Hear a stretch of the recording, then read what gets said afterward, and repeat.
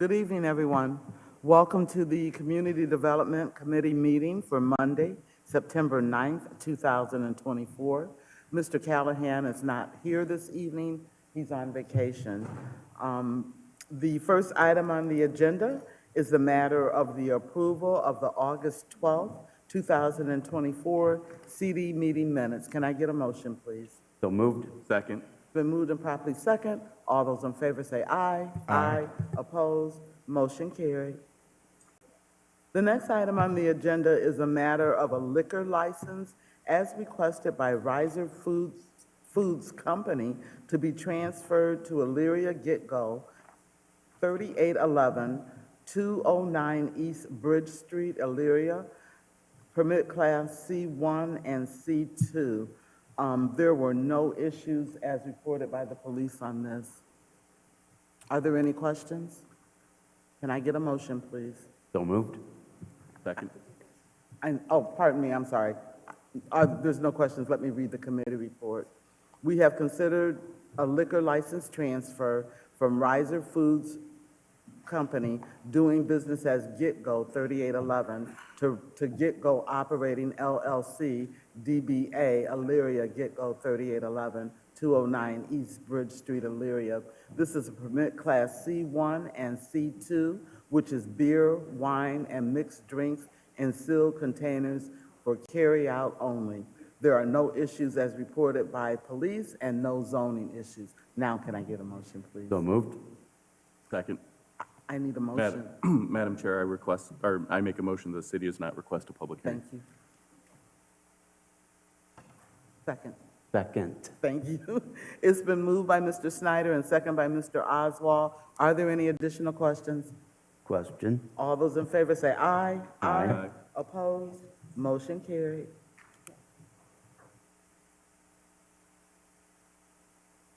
The next item on the agenda is a matter of a liquor license as requested by Riser Foods and Company to be transferred to Get-Go, 559 Midway Boulevard, Elyria, permit class C2, D1, and D6.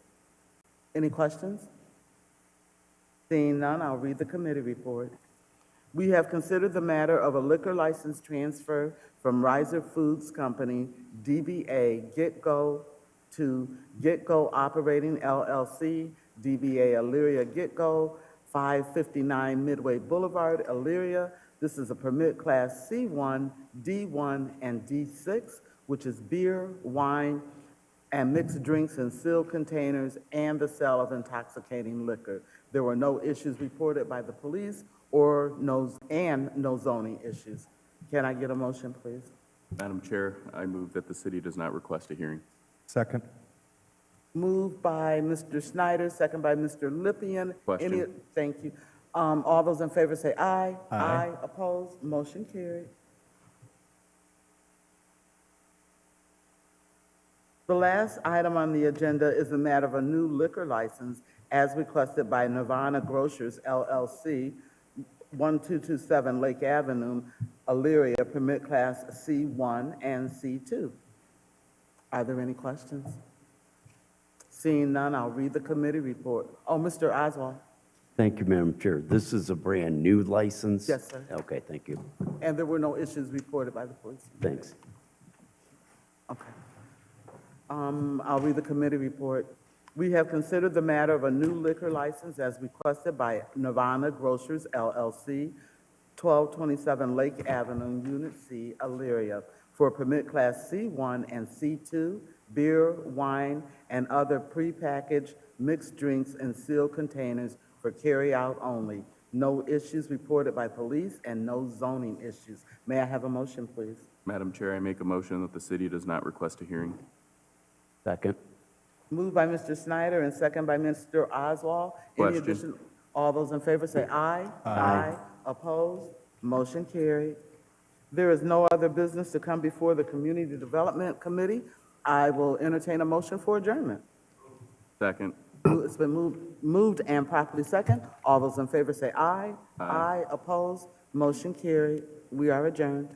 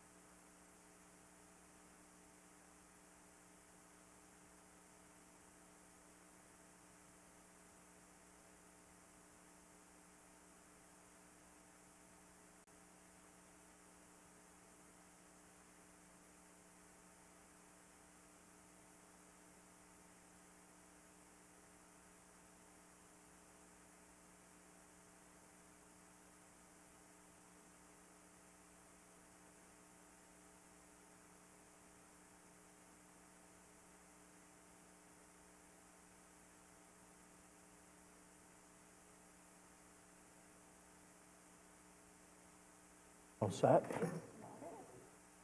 At this time, I'll call finance to order. First item on the agenda is the matter of approval of the August 12, 2024 finance meeting minutes. Can I get a motion? So moved. Second. Motion's been made and properly seconded. Any additional questions? Question's been called. All in favor, use the voting sign aye. Aye. Opposed? Motion carries.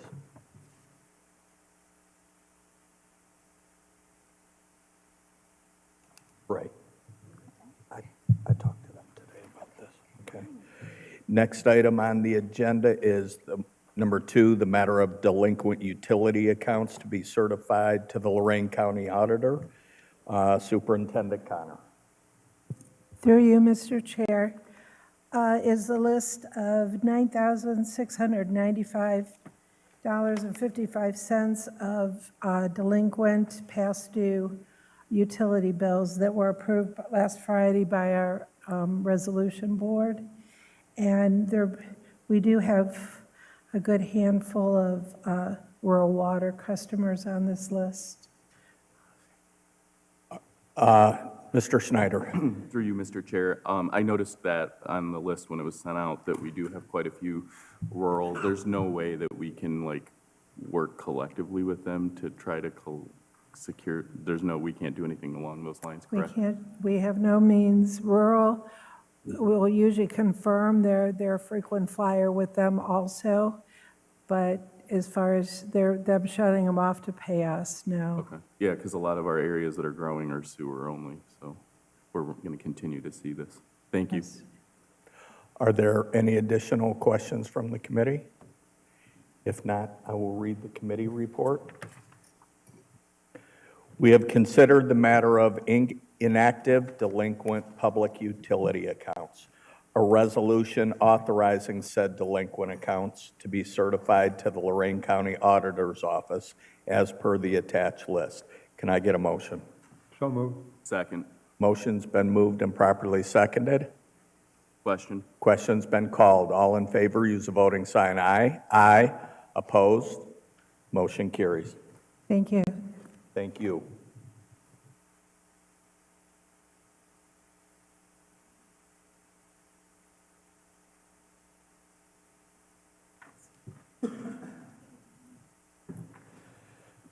Next item on the agenda, number 3, the matter of city property no longer suitable for municipal use and to be disposed of. Chief Pelko.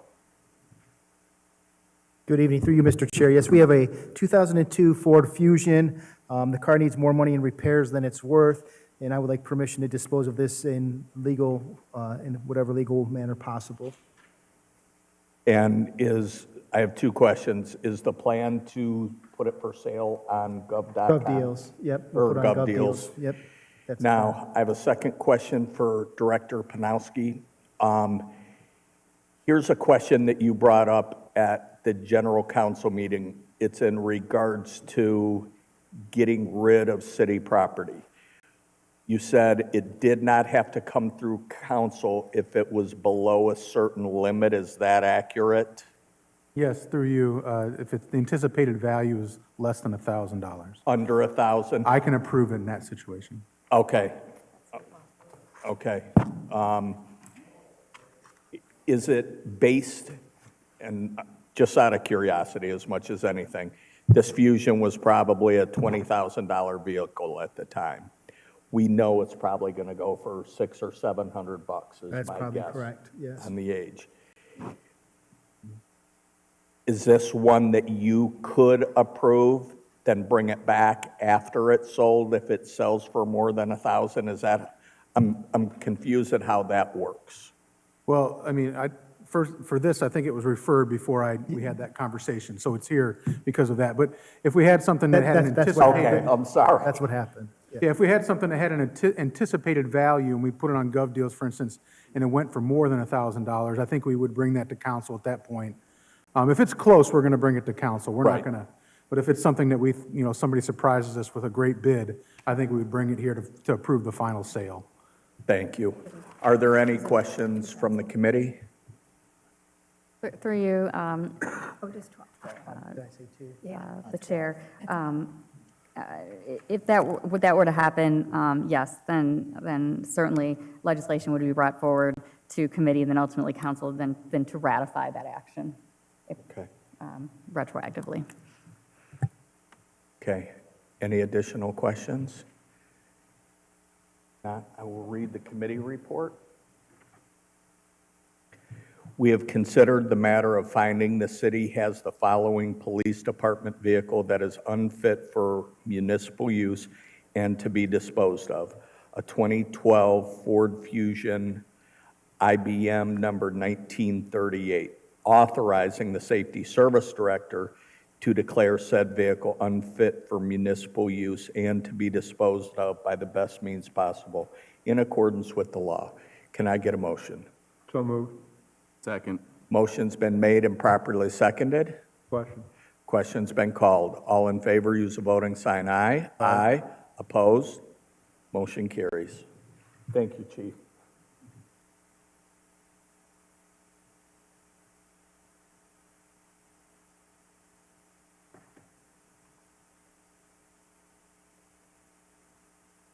Item number 4 has been removed from the agenda. Next item on the agenda is number 5, the matter of forgiveness of a loan from the city of Elyria to the Elyria Community Improvement Corporation. Legal counsel Craig. Welcome.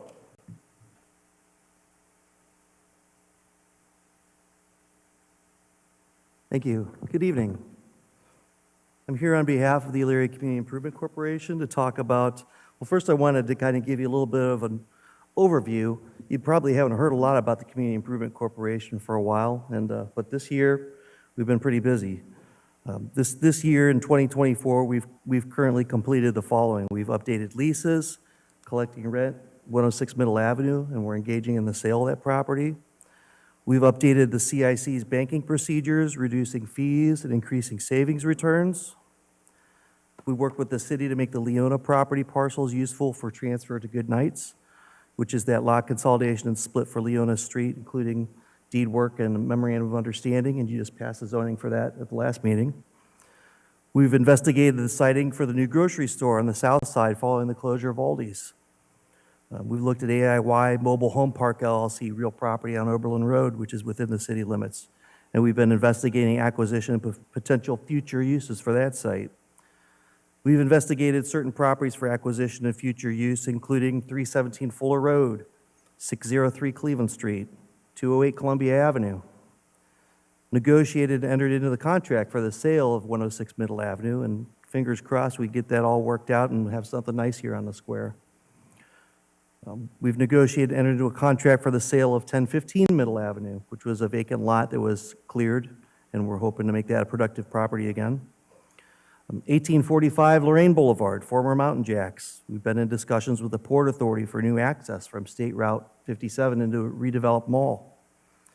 We've reviewed loan requests for community development, and we're ready to assist with 336 Broad Street transition, which is the Elyria Arts Council.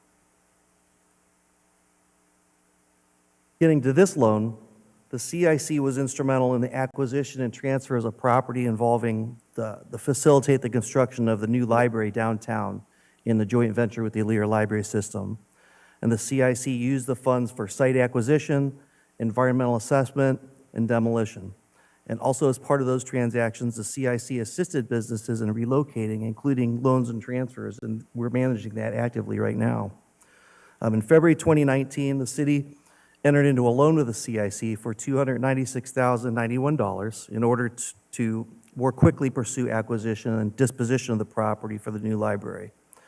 The loan's evidenced by a demand cognovit promissory note. I think this was probably the best way to proceed with the transaction as a loan instead of a donation. It was determined at that time. And that was a portion of it. There was, I think it was $500,000 total. Part of it was a donation at the time. The rest of it was handled out of the demutualization proceeds as a loan. At that time, we believe that the city council and administration intended for that loan to be forgiven at some point. Obviously, we've had some hard times since then, but we think now we're in a position now where we want to continue to allow the CIC to have resources to continue its mission and pursue goals of economic development and become an economic development tool and continue its mission.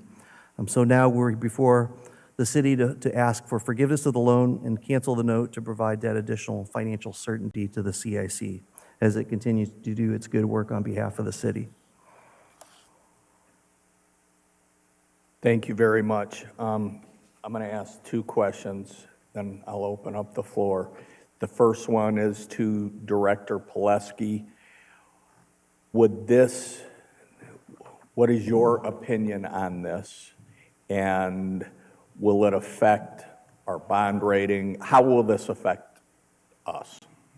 Through you, Mr. Chair, so the current loan amount that I have on our books and on the CIC books, I have the CIC owing Elyria $192,890. And that money came from, it was part of the $350,000 that came from the Insurance Demutualization Fund. If you recall, a few years back, we received a windfall of, I believe it was $1 million due to life insurance policies that the city had owned for its employees. And we used that money on a number of different projects, one of them being the Elyria Public Library through the Elyria CIC. So the intent was for the CIC to pay back the $350,000 because they were going to get a Jobs Ohio grant, which only came in partially. So the grant total that we received was $192,890, rounded up, and that portion is what I show is owing to the city of Elyria. The remaining $157,110 of the $350 was already forgiven. We wrote that off back in 2020. There was another loan, I believe it was labeled loan/grant from the water fund for water issues down in that project, the public utility project or public library, and I believe that one has been restated as a grant some time ago. So the only amount that I show coming from the CIC to the city is $192,890. Again, it's demutualization money. I don't have a problem if you forgive it. It would have been a good use of that money at the time. So basically what we're saying is that the amount that we gave them went toward the library project, but the intent was when the grant came in to be repaid, but I think the project itself was running over, so the CIC, if I remember correctly, needed that money to finish the project. Going back in time, if I remember correctly, the library filed a lawsuit against us, if I'm stating this accurately, for the preparation of our donation through the CIC. Is that accurate? And that added additional expense. Am I remembering this correctly? Well, there was a lawsuit involved, but I think it was items they uncovered. Maybe the law director can chime in, but it was for items I think there was a basement that they were not aware of, and somehow we got drug into the lawsuit. Did you? Yes, well, through you, Mr. Chair. There was a lawsuit brought both against the city of Elyria and also against the CIC. There were some expenses to defend against that lawsuit. There was ultimately a settlement that I do not recall the exact amount, but it was nominal in comparison to what the outstanding loan/grants, however one characterizes it.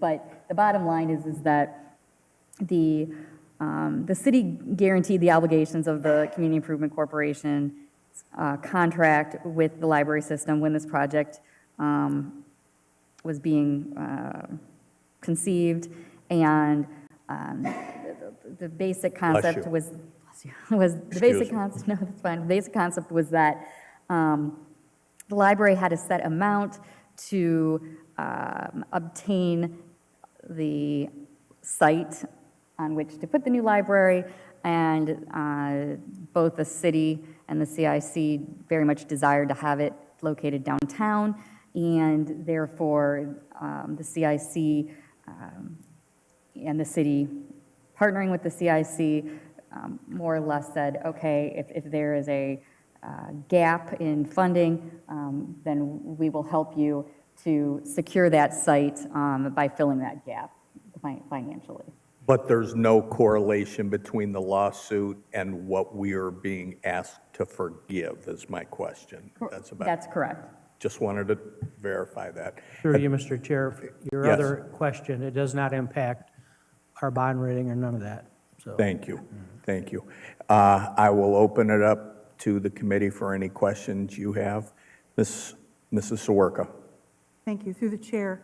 Mr. Craig, is there a plan moving forward for the use of these dollars once the loan is forgiven?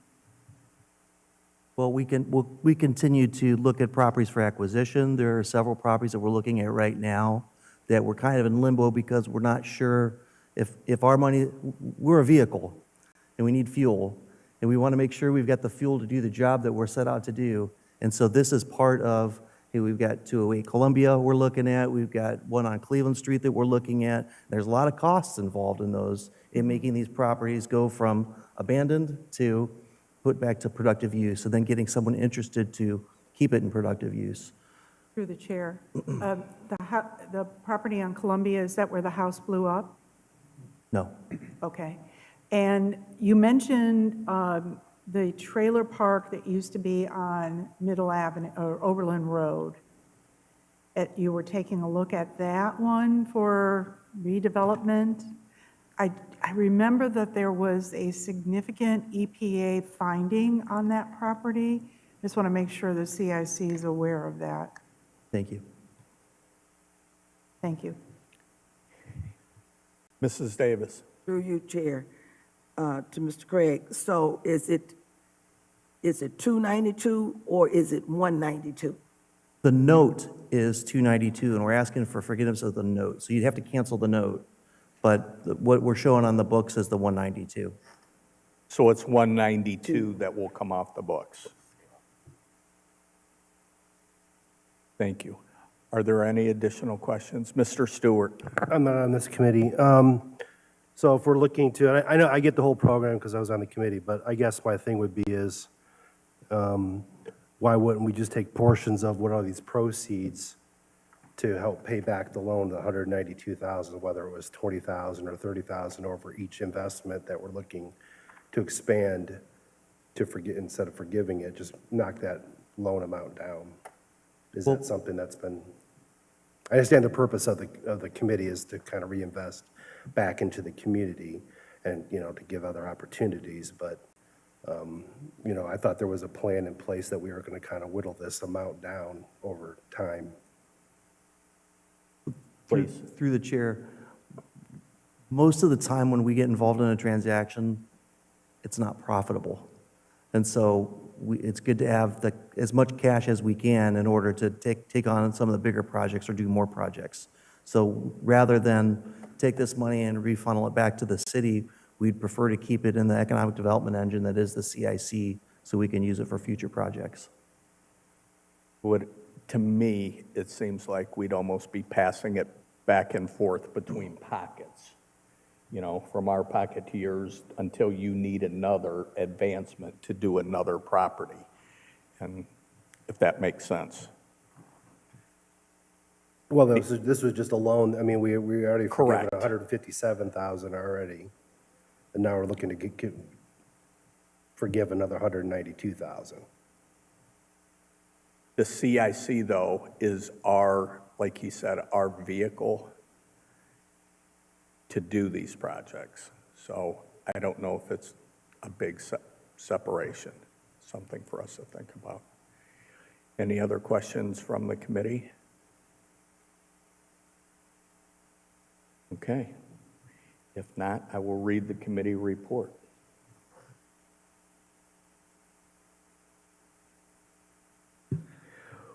We have considered the matter of the forgiveness of a loan from the City of Elyria to the Elyria Community Improvement Corporation in the amount of, and this is what, excuse me one second. You want to cancel the note, and the note isn't that amount. So I think that if you want to, I think you can set it to forgive the note, then that will be correct. Excuse me one second. So just say forgive the note. Right, just say the note, and then legislation is gravy from there. Yeah.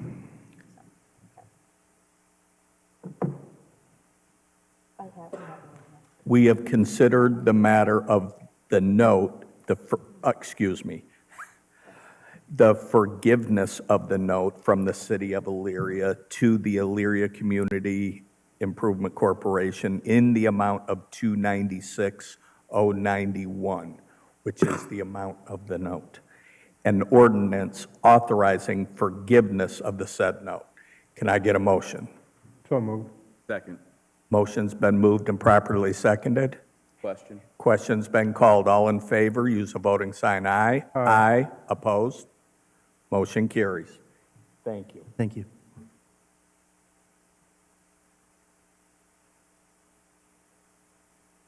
Mr. Craig, I'm sorry. Does this need to be an emergency? We're good. Thank you.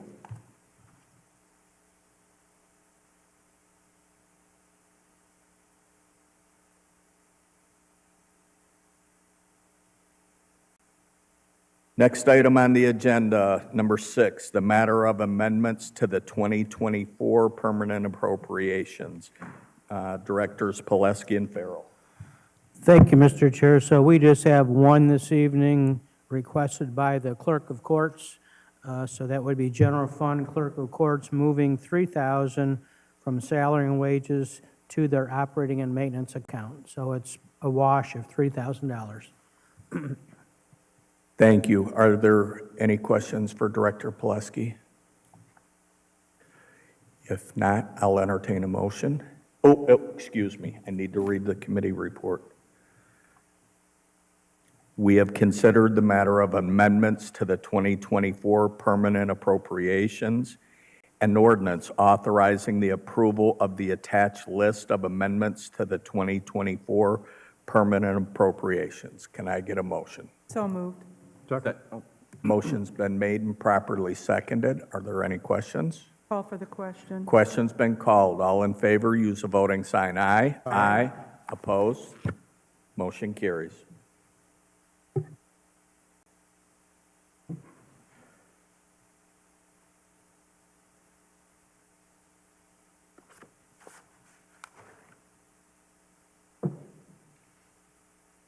Next item on the agenda, it is the final item, number 7. It is the matter of discussion of financing of the new Public Works Complex. The portion regarding the fire station has been removed from this discussion. We will not be taking action as far as voting on this tonight. I will ask Director Pileski to get into some detail about this, about why we cannot take action tonight. Again, before I turn this over to Director Pileski, this has been on the charts of the city for many, many, many years, and this can has been kicked down the road. I don't know how many vehicles or whether that be garbage trucks or whatever type of garden equipment that the city uses, because we have not had this facility. I pray that we don't have any accidents because we don't have this facility.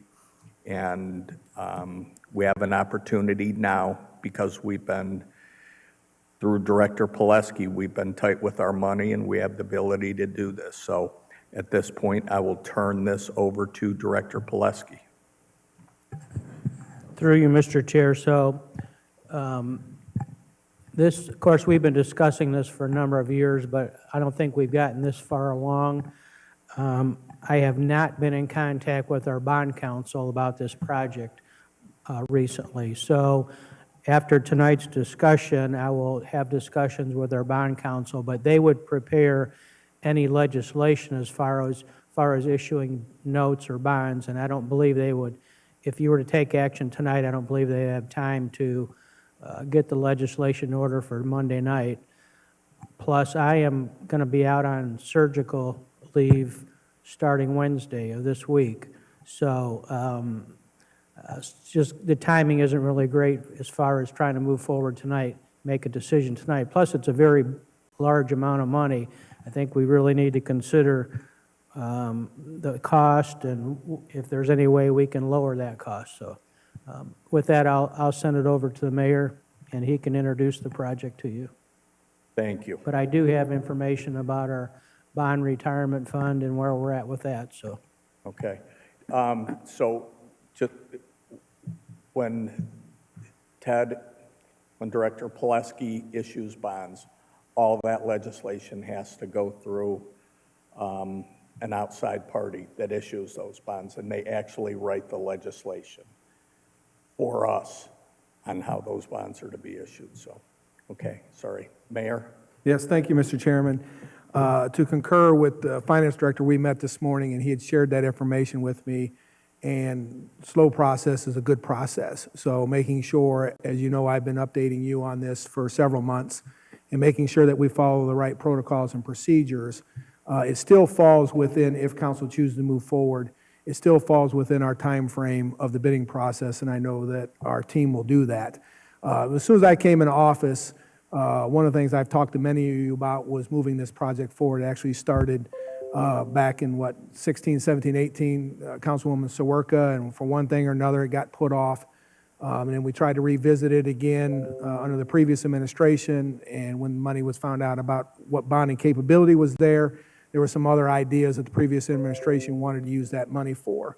So as we came in this year, council was very gracious in affording us the dollars to start this process, and we engaged with the original team that had started this process under Mayor Brenda's administration to carry that on because they were the most familiar with it. I assigned this to Assistant Safety Service Director Strozak to take the ball and run with it because he was the individual that had worked on this multiple times over the last number of years. So tonight we have Mr. Strozak and the team from Strollo Architects here to do a couple different things, is to present to you what the complex looks like potentially, which you have seen that multiple times, a little bit of schematic or exterior drawings of what that would look like, and then to talk about the dollar amount that's associated with this project, which, as I shared with you over the weekend, it's not cheap, but there are ways that we believe that we can bring that down a little bit, and one of those ways is if we are capable of bidding this out, if this is going to go to another Finance Committee meeting at the end of this month and potentially pass the first October meeting, and then we have to wait 30 days. That would put us in the middle of November. We originally thought bidding this out by end of November would allow us the opportunity to have multiple contractors bid on this project because they are all lining their work up for the next 12 to 18 months. And this would give us our best opportunity. If we waited till after the first of the year, we're getting into a bidding process with them already having work set up. This is going to guarantee potentially whoever gets this contract work for 16 to 18 to 20 months. So at this time, I'll turn it over to Mr. Strozak to introduce the project as a whole, and then rely on the team there from Strollo Architects to answer any questions that you may have. So Mr. Strozak, through you, Mr. President. Please, Mr. Strozak.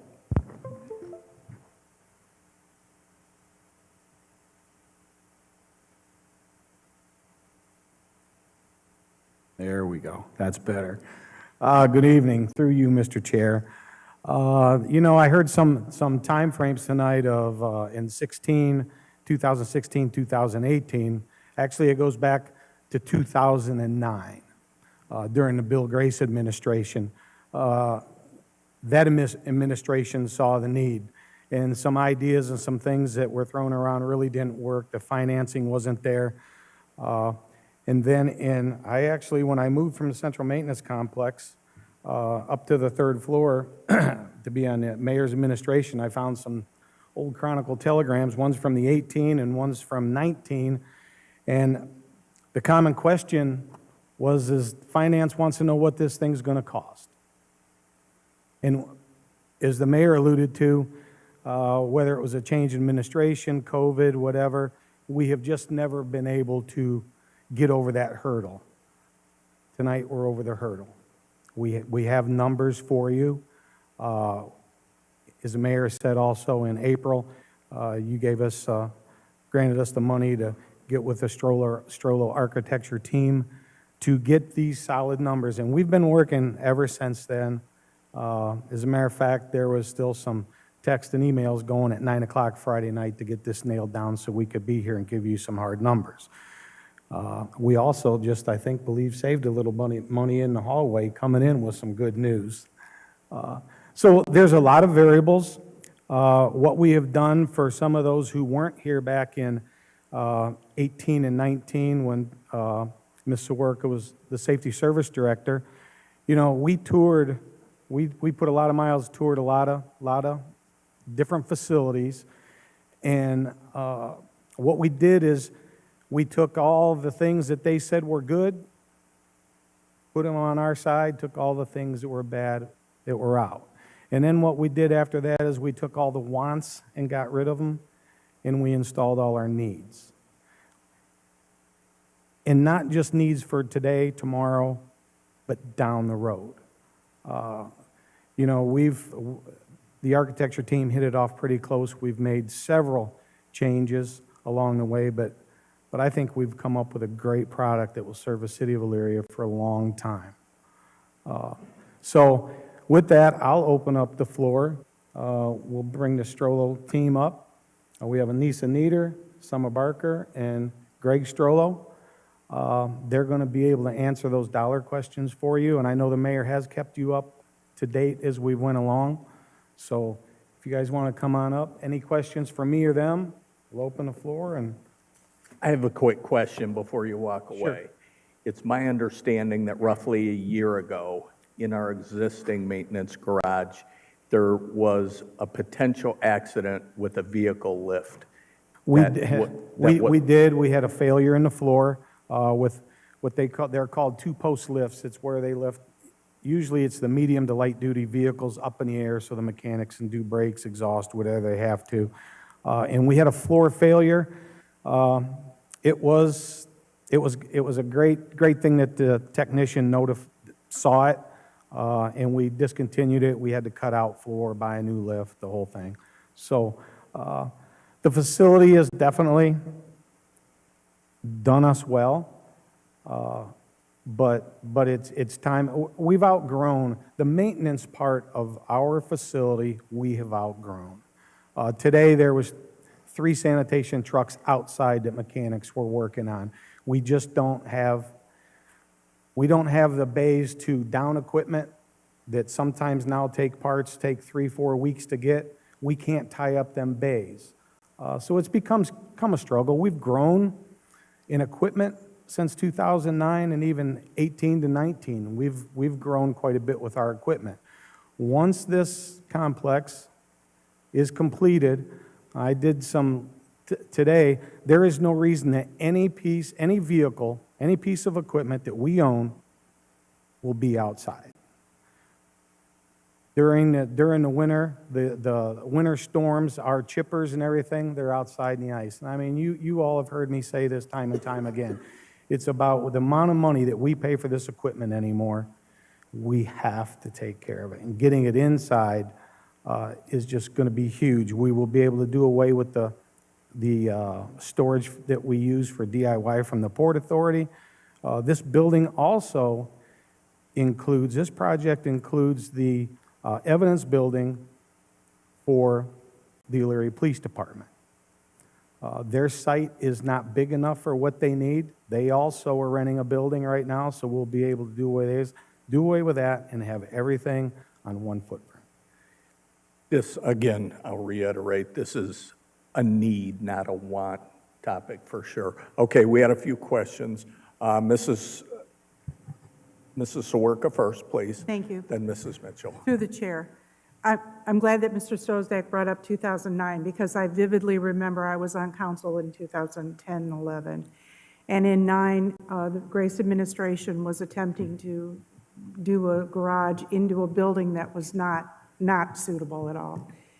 I would just say that I have supported this for many, many years. We have employees working in absolutely deplorable conditions.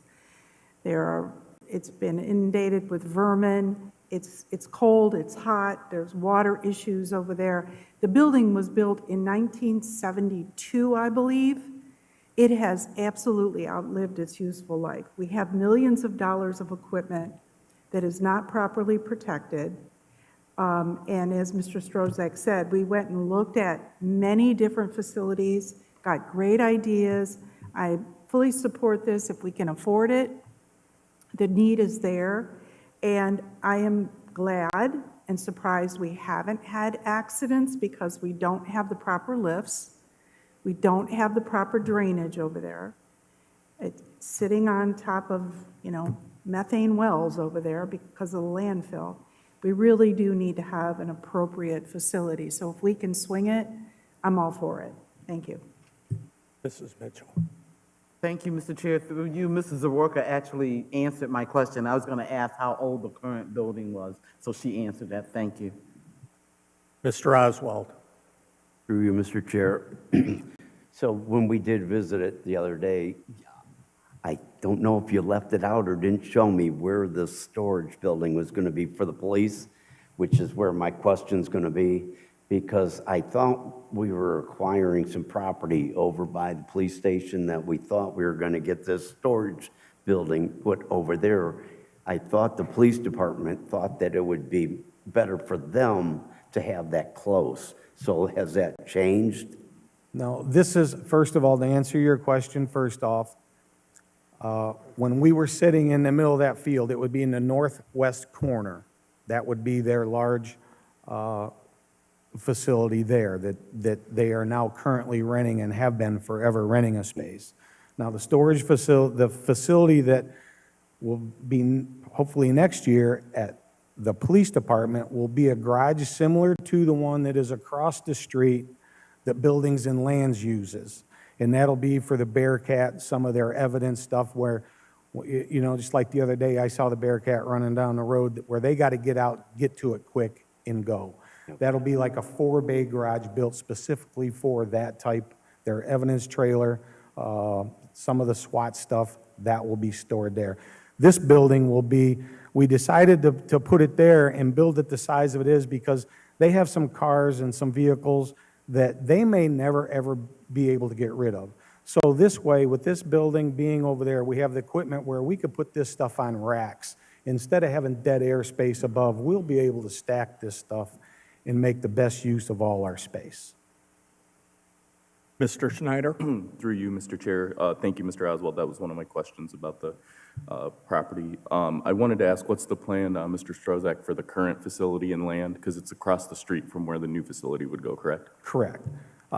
There is a lot of that building that even though we cannot, it's, as Ms. Sawerka alluded, it's outlived its working time, we still can use that for some storage for some of our equipment. The sanitation building that we built, it's going on 6 years ago now, we would be able to still use that as a non-climate controlled storage for a lot of equipment. So that, when I said that everything that we have will be able to be under roof, it'll be under roof. And it's, for a lot of that stuff, it's the wind, rain, snow, and sun that you need to keep things out of. Some things need to be climate controlled. All our snow plows and everything, they'll be able to be inside at 2 o'clock in the morning, warm, ready to go, instead of guys out there scraping ice off the windows. So that would be the plan for that. Mr. Oswald. Through you, Mr. Chair. So a couple things. My first one, we can get to them so I don't forget the subjects. The one would be the permits, and the other is, do we got money in there for a project manager, or how is that going to work for the person that's going to run the job to make sure that everything's being done? My question on the permits is that if we're not charging like we normally do, is that going to put a heavy burden then on everything that we're doing in the building department? And are they going to have to suck up the extra money that it costs to do all that work and inspections and things? Thank you. I really don't believe that it is going to put a burden on us at all by the waiving of the permits. No. Okay. Yeah, so the, If the Strollo team would like to. Yep, sure. This is Summer Barker, Anissa Nieder, and Greg Strollo. Welcome. Thank you. I'm going to get the PowerPoint started, and then I'll follow up.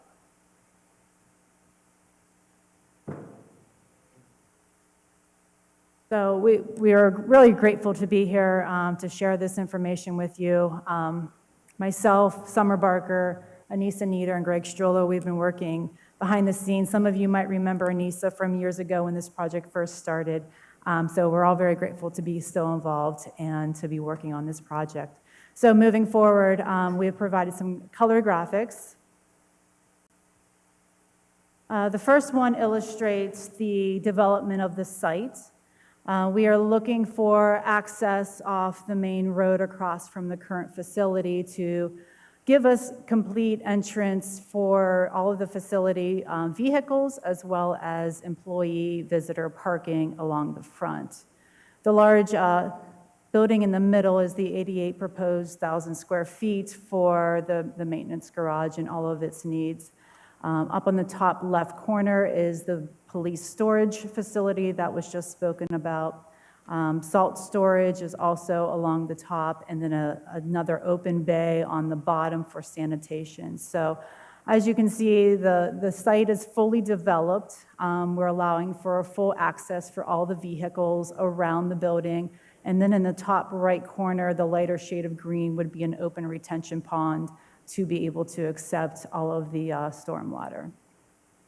Oh, one last thing to mention, the fuel storage canopy along the south would actually obviously give you access to fuel your own vehicles. Through the chair, if I could you orient us? The railroad track is, and the salt shed, so that I think we'll have a better idea of the footprint. So Garden Street runs north-south where my mouse is. Are you all seeing it on the screen? Oh, Yes. Okay, all right. I assume. And then the railroad is behind here, so then the existing facility is, well, I guess it's a little bit maybe down here. Just to kind of put that in perspective. So this was the lot that was acquired, what, about 10 years ago? So the city of Elyria does own this property free and clear also. So it's a very nice developable site and a good use for this specific, a good location in the city, along with a good use for this development. At some point during your presentation, could you touch on fencing around the facility and security? This is actually the best visualization to use. We were planning to provide fencing the entire perimeter of the building and gate access points at every entrance. So the other item that makes this site rather desirable is the ability to enter the site from both the west end, which would be mostly probably the majority of the access, but also the east end. So you have access from both areas. So the existing salt shed, which would be, packed, is this sort of blue rectangle here. And that access point would still be maintained, just more secured by this fencing system that would secure the entire site. With that, what we're also improving, substantially improving from the existing site is the separation of vehicular and pedestrian traffic into the office area from the vehicular traffic of the larger equipment, snow plows, sanitation trucks, et cetera, that are entering this site also. So right now, as you know, if you're working in the office area or driving the snow plow, you're coming in through the same access point. So and then you're crossing that access point to get into the current building. So, you know, late night or if someone's leaving their office in the evening, there is definitely a sort of a cross access point concern where pedestrians do actually cross where large trucks do enter the site. This would completely separate those two from ever intertwining whatsoever. The vehicle and pedestrian traffic completely from any service vehicle. I'm sorry. At least I'm loud enough. Go ahead, Fiona. Are there additional slides? Yes. Are there questions on this slide? Mr. Schneider, I'm Through sorry. you, Mr. Chair, that's okay. This area to the north, do we own the adjacent land or right-of-way that gets, I would assume that's to like Woodford Avenue there? This, yeah, where your arrow's at.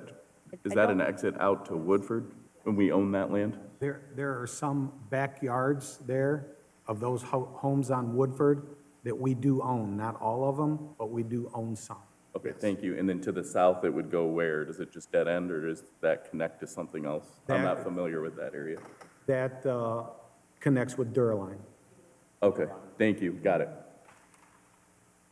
Any additional questions before we move to the next slide? Railroad tracks. Okay. So the next illustration is giving us a closer view of the central maintenance facility. Blow this up just a little bit. Just, Control plus? sorry, I can't see. There we go. Thank you. So the facility houses many departments. Over to the left, the green area is the open office space. This is the area that is accessible from the parking lot. So it has its own reception entrance and lockdown space that we can then access into the offices. The orange spaces are indicated as the police communications with their labs, their workrooms, their vehicles, and their storage of parts. Continuing to the east, the maintenance garage is in purple, and this will handle the most of the facility or most of the vehicles. Whereas to the south of that space, it's all one open bay of structure. However, there are some larger vehicles that we needed to accommodate, 2 locations for fire department bays, and then the remaining for the sanitation bays. So some of the bays are a little bit longer than others, but still giving us the flexibility to move vehicles through. Then also to the, I'm going to go to the north here, is the other garage for everyday parking. And as you can see, this is also accessible through the maintenance garage. So these buildings are interconnected, but also the garage to the north can also be accessible by itself. These are for all the other department vehicles. Everything shown in blue are shared spaces. So in addition to the garage that I'm discussing, over to the right, we also have wash bays, welding spaces, tire storage, and hydraulic storage spaces. Can you describe the wash bays? The wash bays will be dedicated locations for vehicles to drive into to be hosed down and cleaned by hand. Okay. And then at the bottom, the fire department sanitation bays. Are those pass-through? Okay. That's awesome. That's a great feature. Okay. From the committee, any questions on this slide? Okay. Last slide.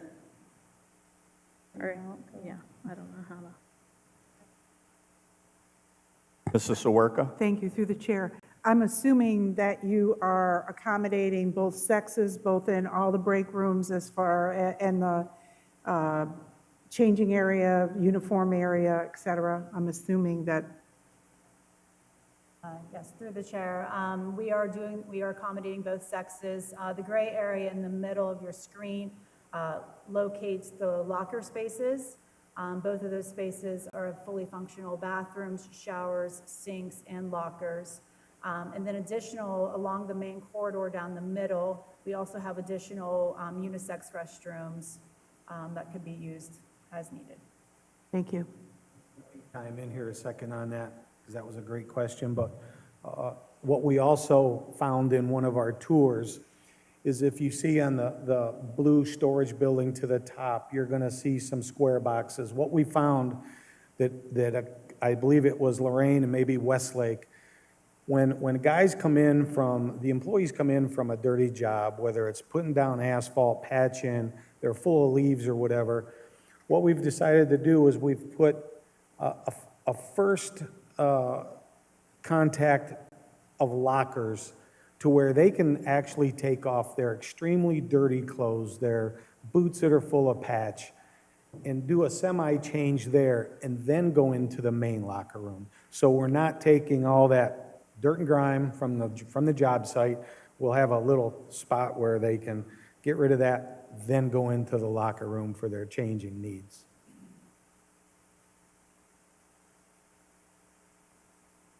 So yeah, there's the decontamination room also, that if someone gets dirty with contaminants, it could be anything really anymore, they could go in there. There can be a washer and dryer in there that they could disrobe, and then those contaminants aren't carried through. And we're really seeing that probably more in the fire safety realm of things, but I mean, that carries through. We're seeing contaminants. These guys are in ditches and, you know, on the side of roadways all the time. So we want to create a safe space for not only them being able to, you know, get those contaminants off, but everybody else in the building that they may walk past.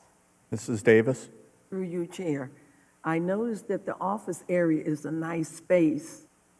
So that tells me that those in the office have to walk all the way out of the office into the break room. Couldn't you move the restroom over on the other side and then have them connecting restrooms right off from the office? I would say the functionality that Jill had described as far as having connectivity from the garage above into the locker rooms and being able to change their clothing. Right. So the locker rooms have a good functionality. The bathrooms themselves for the unisex restrooms, whether they're on the right side or the left side, it could go either direction. Yeah, these smaller restrooms we could even put over here very easily. So yeah, we could fine tune that for sure. In the offices, are those cubicles, is that what Yes. that Yes. design is? Mrs. Soroka? As a follow-up, Mr. Chairman, so those are for department managers, the cubicles, or are they set offices there around? There are set offices for all the department managers, and then the cubicle spaces could be for staff, interns. We haven't allocated every space to all the individual people, but I can tell you that we accommodated some growth as well. So there are some extra space for additional managers, department heads, and/or additional staff, interns, engineering, et cetera. You have an area dedicated as a training area for new hires. Yes. So we have a smaller training room sort of along the break room, and then also the break room can also double as a training area as well. So we'll make sure that all the functionality of digital display, et cetera, movable furniture, equipment. That's what I was going to ask. Correct. If it will be set up with AV systems that are, Absolutely. okay. Any additional questions regarding this slide? Okay. Is this large enough to see here? So essentially, we took the building program that functions very well and looked at how this could look three-dimensionally. There are, as you saw, a number of different spaces that are all being housed under multiple roofs, and you could even revert back to the site plan to see the different orientations of the roofs.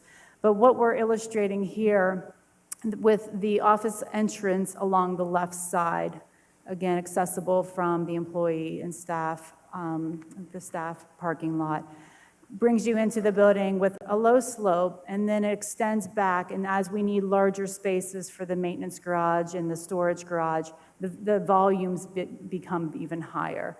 So in this case, we were looking at materiality of the project. Obviously, this is a perfect project for a pre-engineered metal building. So it is a steel structure with metal siding, and we have introduced a block or brick veneer along the bottom as a wainscot, as an extra layer of protection around the entire facility. Are all the roofs on this pitched metal roofs? There's no flat roofs at all in the structure? That is correct.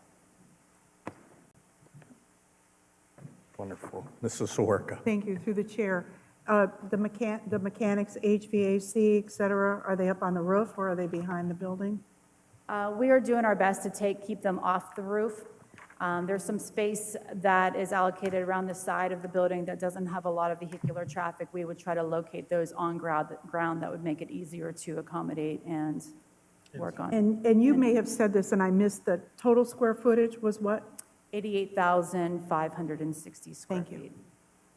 Mr. Schneider. Through you, Mr. Chair, also an HVAC question. I'm assuming this is the gas forced air building with central air, correct? Yes, for the office space, we'll have more of an air-conditioned environment for the employees, whereas in the garage spaces, we'll use co-ray-back systems. It'll Gas be heat. tube heaters, correct? Correct. Gas heat. Yes. Okay, thank you. Mr. Oswald. Through you, Mr. Chair, just quick question. I wasn't really looking at the parking lot, but question, do they have enough parking places for all the employees that are going to be working in all the trucks so they don't drive back in your specific area and park back near? Everybody starts in the beginning and walks in the back. Is that correct? Yes, that is correct. Okay, thank you. Any other questions from the committee?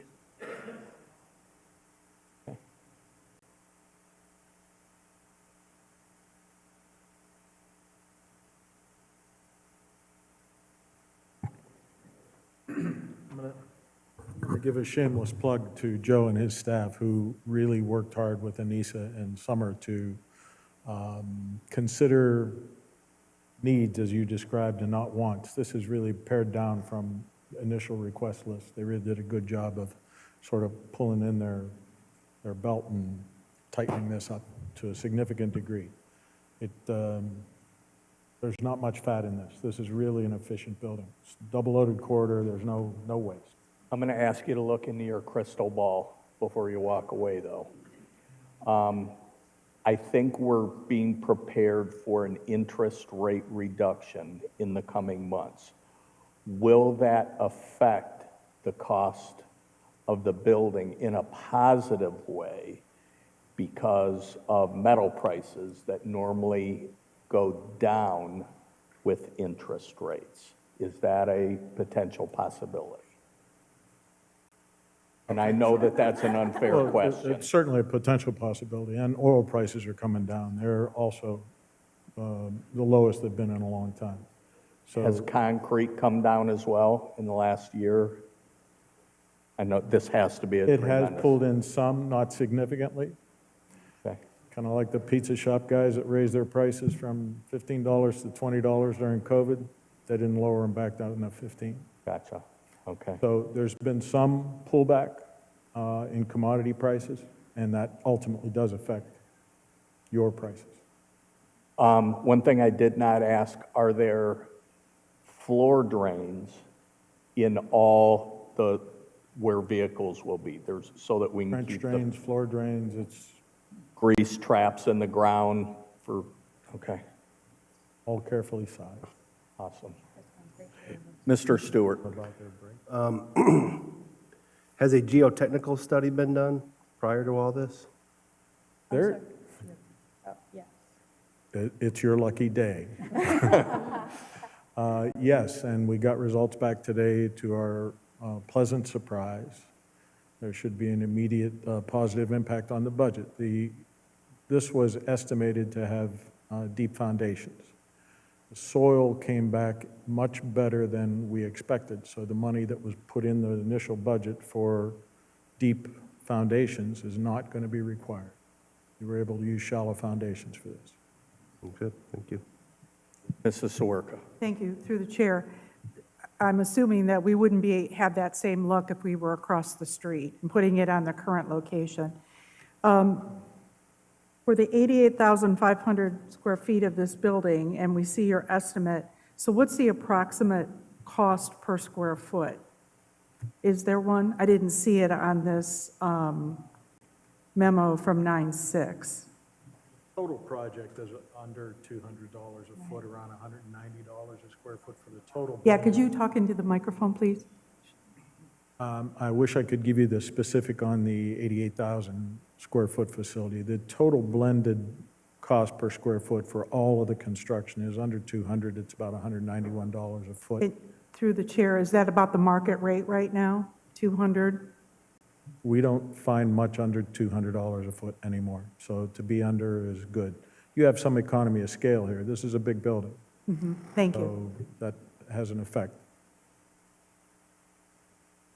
Mr. Snyder. Through you, Mr. Chair, this may be a question for Director Strozak, but I see here it has generator if required. Does the current facility have a generator, and we should, I don't know, I'm not familiar with Yes, the current facility does have a generator. That generator would stay at that facility because we would be using it for storage in this facility. Yes, we would want a generator because who knows what kind of act of Mother Nature to where we wouldn't have power for weeks, we still need to be able to operate. So yes, it It would. would be the full building, including Yes. the office and everything? Correct. Very good, thank you. Mr. Oswald. Through you, Mr. Chair. So I'm going to just throw out the same question I asked Mr. Strozak when we were in the sanitation department. Are we still going to be in the sanitation business? You know, every once in a while when we hear that question, I have to ask the question. I'm sorry, but we're putting a lot of money into this. You got me sold on it. I don't think we can do it any other way. I'd like to hear from somebody else, please. Thank you. I'm not sure I'm the person that can give you that direct answer, Can but I I've, help? That's a decision for city council, and we've recently invested a tremendous amount of money in vehicles to keep our sanitation the best that it can be of any community in the area. So I would, from my perspective, I would say yes, we're in the sanitation business for the foreseeable future, but that's strictly a council decision. Mr. Sarah. Through you, Mr. Chair. So even though it's labeled sanitation, I have to believe that if we wanted to revamp that and put some other equipment in there to work on it, it shouldn't be that hard to tool up, should it? right. Those labels are put in those bays just to give a general idea of what could be worked in there. It's going to be, the whole facility, the maintenance part will be multi-use from wastewater, fire, sanitation trucks. I mean, the actual maintenance bays are going to be large enough to where we won't be fighting between the sanitation department and the snowplow trucks on who gets to park inside when it's going to be 0 degrees out. We'll be able to accommodate it. So those were just to give an idea of the possibilities within that building. All right, thank you. Director Panowski. Through you, we intend to stay in the sanitation business. We're planning for sanitation at this facility. We've invested in sanitation, and we think we provide a very good service that we intend to continue providing. Thank you very much. Mr. Chair? Yes. I'm sorry. Mr. Pileski. Just a reminder, we have invested a lot of money in new trucks, but none of that money came from the sanitation fund. Correct. So we've got 3 garbage trucks on order through ARPA, and we bought 2 or 3 trucks using the 0.5% temporary income tax fund. So moving forward, again, we haven't raised sanitation rates in some time, but we have to start figuring out how we're going to be able to buy a truck every year. So Correct. just throwing that in. Thank you. Mrs. Sawerka. I'm sorry, Mrs. Mitchell. Thank I you, apologize. Mr. Chair, through you. I've actually been on council since the Grace administration, and we have talked about this ever since. So I think it's much needed, and I'm glad to see that we're moving forward with some solid plans. So thank you. Thank you very much, Mrs. Soroka. Perhaps the administration could answer this question. Since we are moving the fire mechanic from Broad and Kipling to this facility, we would then be selling Broad and Kipling. There would be some realized profits from the selling, because the only reason we have that building is because there's no other place for the fire mechanic to work on vehicles except Broad and Kipling. Mayor? Through you, Mr. Chairman, there's two parts to that. Yes, we are bringing wastewater mechanic into this facility. We're bringing the fire department mechanic into this facility. And then that leaves the Broad Street Station that currently houses some clerical personnel, the fire chief, and our fire prevention bureau. So the objective would be eventually to sell the Broad Street Fire Station. Would that coincide with the construction of this? We would have to determine where we move two fire prevention guys, the fire marshal, the fire chief, and the personnel that's there. But I did pull the fire station off for a multitude of reasons. If the other station was built, that's where those folks would go. But the intent would be to eventually sell that Broad Street Station. Mr. Oswald? Through you, Mr. Chair. So when we did tour Lorraine's building, when they put that up, and I think I remember they were saying it was about $14 million. And at that time, I was thinking, wow, that's a lot of money. Well, now it's $22 million. So if we don't get this thing done and get something started, it's just going to get higher and higher. I think we need to just get moving on this thing. Thank you. I totally agree. And what is it costing us every year as our mowers and tractors and vehicles are getting destroyed because they're sitting outside?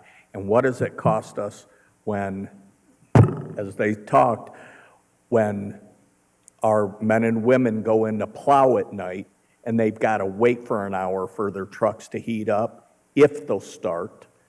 And it's just, there's a multitude of things that are positive. Yes, Mr. Snyder. Through you, Mr. Chair, this is probably directed at Director Strozak, but with the current facility, I know we have pumps there, gas fuel pumps. They're uncovered, if I recall, when I was there with you a few years ago. I can't remember. So we're going to have covered at the new site, and then are we vacating the old ones, and do we have a cost associated with that? And is that cost reflected here, or? Through you, Mr. Chair. One of the great things about the new fuel system at the new site will be all the tanks will be above ground. And that takes us out of all the liabilities and insurances and fire marshal inspections that we go through every year with the tanks in the ground as old as they are. I've talked with Engineer McKillips about how those tanks, what we could do with the tanks in the ground. There are several different ways, and I'm sure the team here also knows, but we will not be using those. We will be above ground tanks, and those will also be all computerized to where in the morning, the girl that works our fuel, she'll be able to click on, see how many gallons we got, when they're needed. We can order at great times when our state contract prices are lower. So it's going to be a way better system. Sounds good.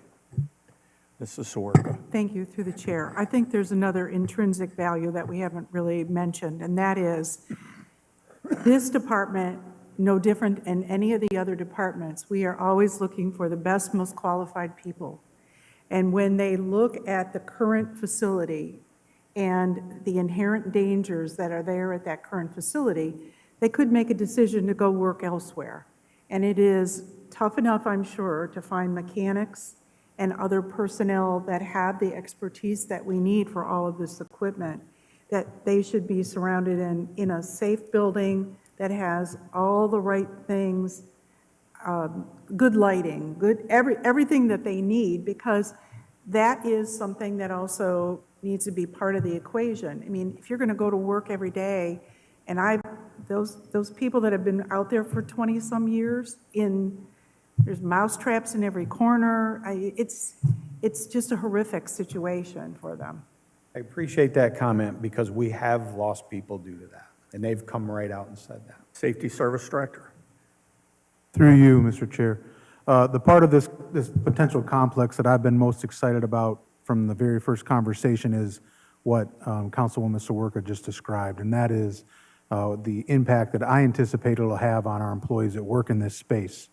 Because I think that you come into an environment like we're trying to create, it shows that your employer is invested in you, they care about the space you're working in, and I think it will have an impact on our employees. And that, everything else is going to be great, you know, all the things that would come with this type, but that, to me, is the most exciting part, number one and foremost. Thank you. Any additional questions? Mrs. Mitchell. Through you, Mr. Chair, just one last question. If this is approved and we get the bonds, so forth and so on, how long will it take for the facility to be built?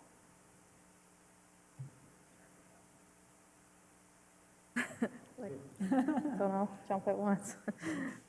We're probably looking another, say, 4 to 6 months of design work. That would put us into a great spring construction bid cycle, when we're going to hit the market pretty well in our anticipation. Again, I don't have that crystal ball, as you mentioned, but that's usually what we anticipate, a nice bid cycle coming around March. And then moving forward, and it's probably a 12 to 16-month construction period. Which, that's one of the things that the mayor talked about. Because it's such a large project, we're going to have multiple bidders bidding on this, which always reduces the cost. So that makes more sense with, yes, Mr. Oswald. Quick question, we're going to try to get somebody local to build it, or is that not going to be in the equation, or too hard to do? Thank you. Mayor?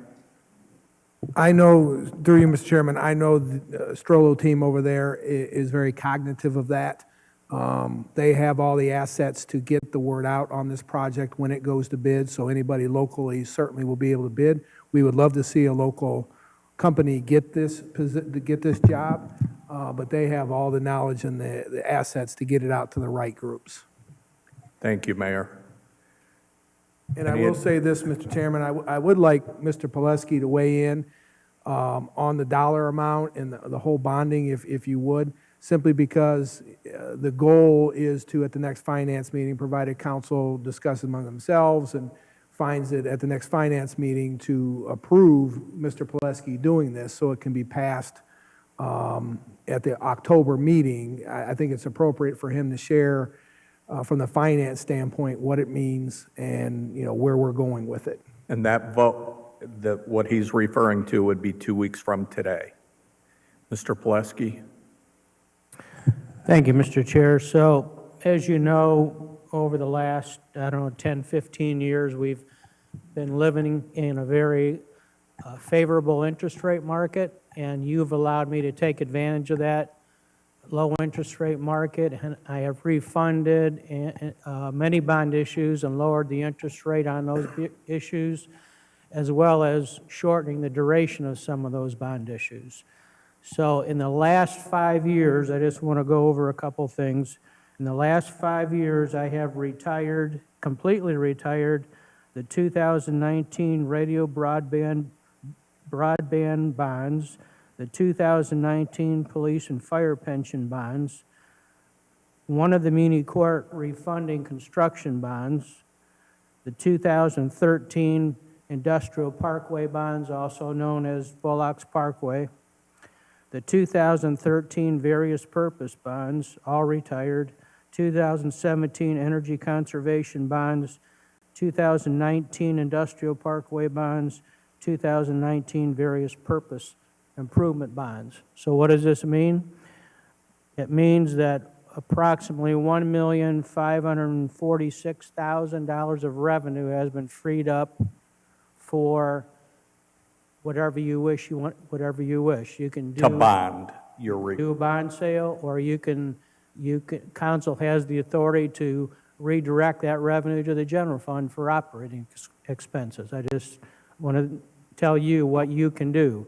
So Also, in 2 years, I'm going to retire the construction bonds on City Hall, believe it or not. So that will free up another $478,000 in two more years. So I ran the numbers I just bumped up the cost and figured a $23 million bond issue for 30 years at 5%. Now, that's a little bit high. Today's market, I believe I saw where a city in Ohio issued a 30-year bond issue last week, and I believe it was 4.1%. So 5% is a little, Heavy. yeah, a little heavy, but just depends on when you hit the market. But at that, so a 30-year, $23 million issue would cost the city $1,496,200 per year in annual debt service. So it just fits in on what I've retired and we're bringing in and not spending. And, okay.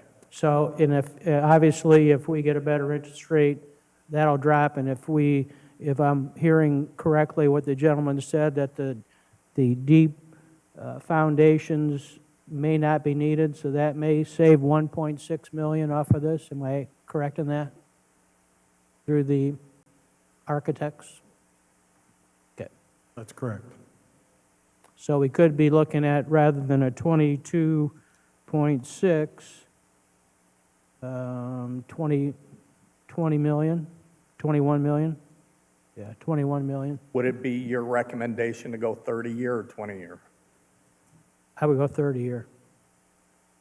The useful life is going to be much longer than 30 years, but 30 years is typically what I'll do on buildings. Okay. But keep in mind also, though, that that pretty much uses up all the available revenue. So if you recall, the general bond retirement fund, the main source of revenue is unvoted property tax millage. So the property tax millage that's unvoted, we get 4.2 mils, and that is split in various, there's a set amount that has to go into the police and fire pension funds. The rest can be split between the general and general bond retirement fund. How much is coming off in 2 years? 478,000. So that Per is- year. Per year. So that is roughly, if the same time frame that our payback from general fund, almost the exact matching amount of general fund going negative annually starts. Is that correct? You know what I'm saying? We've got about a 2-year window at today's income. Yeah, for sure, we're going to start eroding the cash balance that we've established in the general fund because of all the people moving over from the ARPA fund. If that's what you're referring to, yeah, Yes, yes. we probably have a couple years before we have to make some possibly tough decisions, yes. Mrs. Sawerka. Thank you, through the chair. Mr. Pileski, this is a hypothetical question. Do we have any idea, with the revaluations that the auditor just did, do we have any idea of what our percentage of income will be? Will it increase because of the, I forget what they call that term, where they reappraised? Yeah. Revaluation. Do we have any idea if we will get increased revenue due to that? That's a good question. I really have not examined that, but I would say that we more than likely will. The appraised value is going to go up, so I would say we're going to be getting more revenue in. Yeah, oh, through the chair. I don't remember, there was a flat percentage, I think, that like some cities went up X percentage and other cities went up X percentage. And in terms of revenue, that would be revenue coming back to us in property taxes because of the revaluation. Yes. Thank you. Mr. Schneider. Through you, Mr. Chair, to the representatives of Strollo, how much is being held in this estimate? Do we have like a contingency fund in the estimate of the 22.6? Like, do you know, like your what ifs? So when we do an estimate this early in a project, we do allow some space built in to identify any unforeseen conditions of our design or the site development. So there is a little bit of wiggle room in our numbers that we feel confident that we'll be able to tighten up even more as we proceed with the design. Okay, thank you. Mr. Oswald, did you have a question? Well, I guess, through you, Mr. Chair, I guess that was my question too. You know, prices go up and down, and their estimates right now, I know when building trades, lumber goes up, we would write into the contract if it goes up from this mark. You have those numbers, and is that how that's going to work when we see one go skyrocket or one go lower? How do you work those type of issues?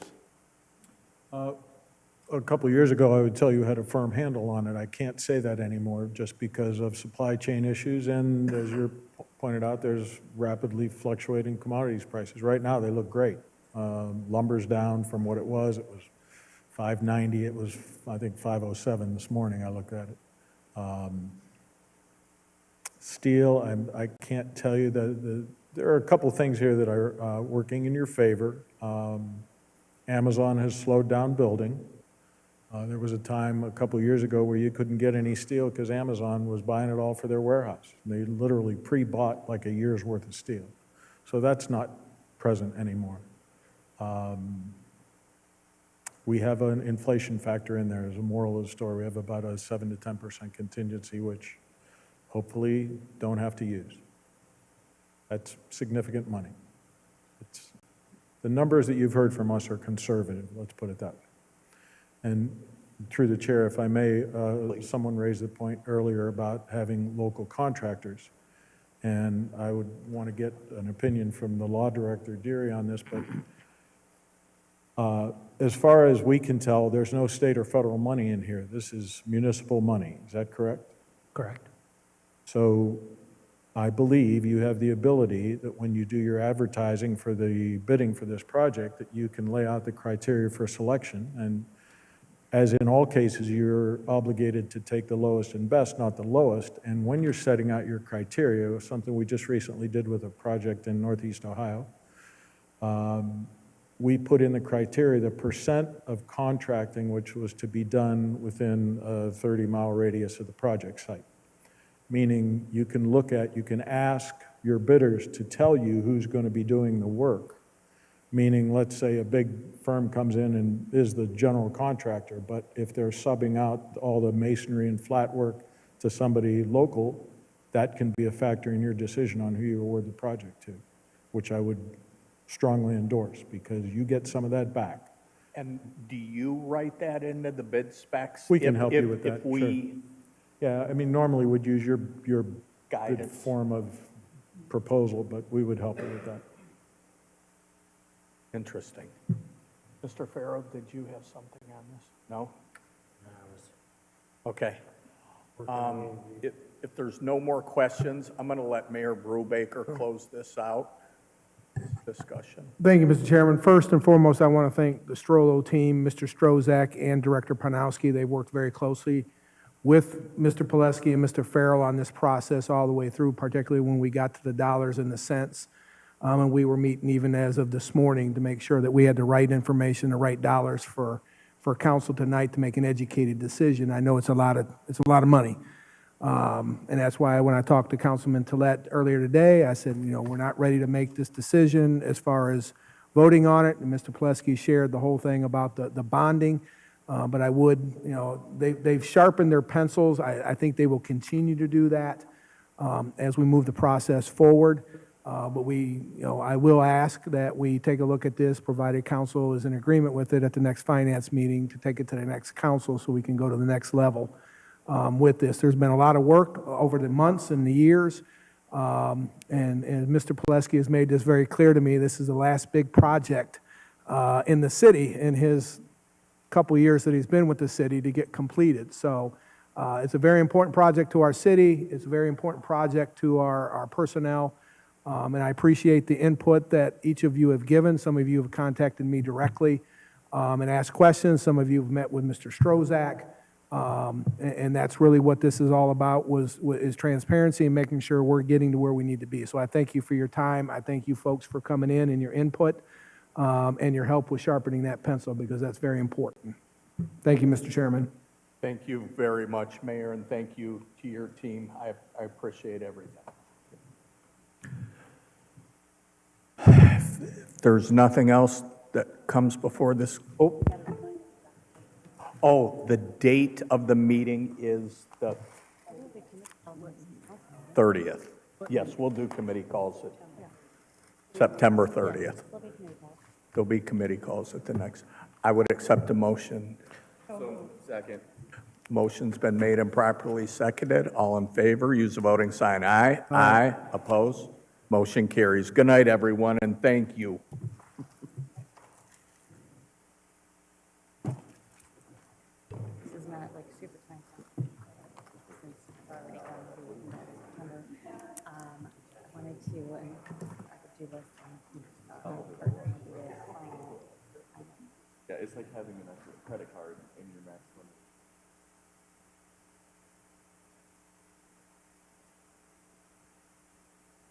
Gathered away that it would be for future term, which can't do it.